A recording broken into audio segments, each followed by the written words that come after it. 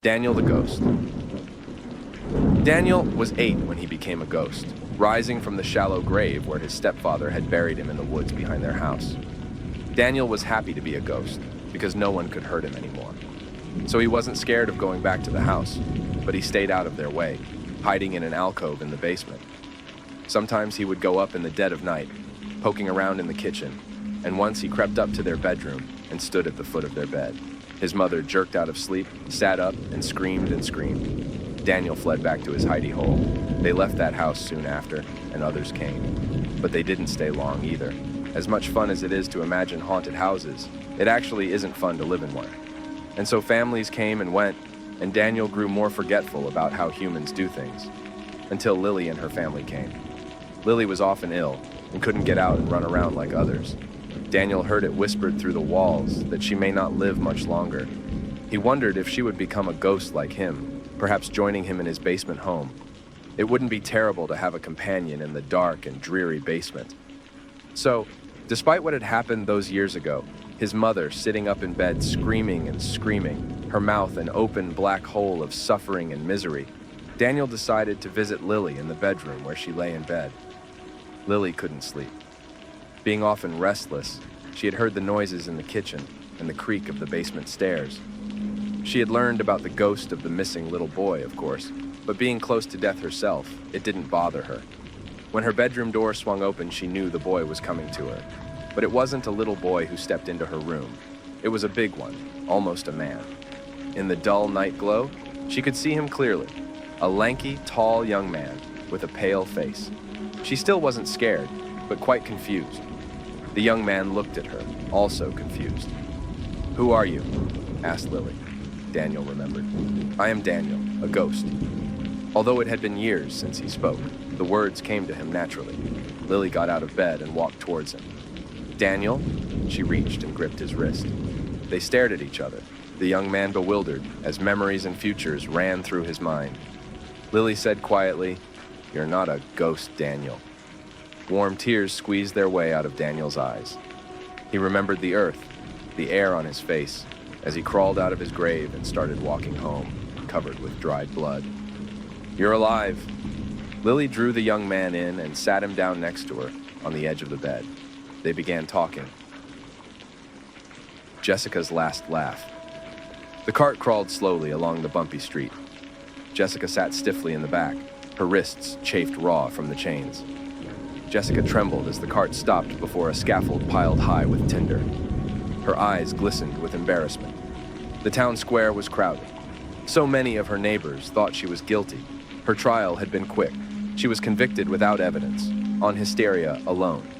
I was the only one who stood up for her, begging for her release. The court barely acknowledged my pleas. They thought she was a witch, and witches had to burn. Jessica thrashed and bared her teeth as they tied her to the stake. A man stepped forward and lit the pyre. She spit in his face. I turned away from the spectacle. The Jessica that I knew was innocent and sweet. But people change. Jessica did. Her behavior slowly soured in the months since I met her. She became irritable and hateful. Eventually, her mood swings escalated into violent outbursts. Her neighbors watched her erratic behavior with suspicion. Of course, it was the 2 dead children that sealed her fate. Nasty business. Their corpses were found abandoned in a nearby pasture, covered in bite marks. They found Jessica shortly after, her cheeks smeared with blood. I was going to miss Jessica. We made the perfect team. If I'd only been able to control my urges, maybe we could have stayed together a little longer.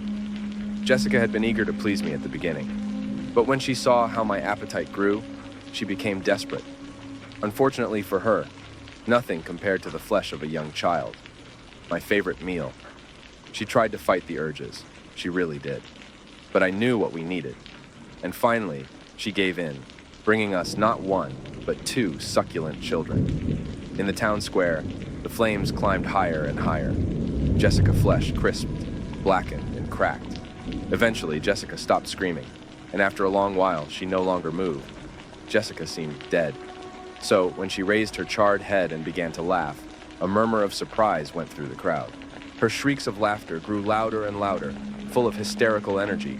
The hard faces of the villagers flickered with fear. Who laughs while they burn? They didn't understand Jessica was being freed from me. Her death would release me back into the world, where I'd be free to find a new vessel. There is a time loop in my kitchen. At 11:37 every night, during the credits of the late-night talk show, Jenna McAllister is stabbed to death in front of my refrigerator. A grainy obituary scanned into a funeral home website told me that she died in June of 1997. She loved violets, Dalmatians, Fiona Apple, and coffee from a little cafe that closed 25 years ago. Some more Googling showed me that her boyfriend had killed her during a heated argument, then fled the apartment building, slitting his own throat in a gas station bathroom before the police could catch him. On a semi-related search, I also learned that most states don't require violent deaths on the property to be disclosed to buyers, let alone renters. It started with their voices, which always sounded muffled, as if behind several panes of glass. It was never loud, but you could definitely hear an uptick in volume and intensity, along with a growing undercurrent of rage. Their figures weren't clear either. They were shadows, blurs. The only things in focus were the knife and the spatters of blood which formed the same patterns night after night. First the drips on the floor as the blade splits Jenna's palm as she tries to defend herself, then the handprints on the fridge, the kitchen island, the figure in front of her who won't back down. From there it becomes a frenzy, the blade soaring through the air and plunging down. Red swirls down the grout of the tiles and pools. Sticky footprints from a pair of Nike Air Max 95s appear one by one, making a beeline for the doorway. A knob that used to be placed higher gets smeared with blood, as a door that was replaced decades ago is wrenched open as Jenna's killer flees again. The blood remains until 1:13 a.m., the time the police broke down the door at the Exxon that used to be on 31st and Chestnut. Jenna wasn't Catholic, but I called a priest. He splashed some holy water on the walls and said some Latin, and it did absolutely nothing. The medium who performed a seance was equally useless. I even tried emailing a rabbi. He very politely told me to please see a therapist.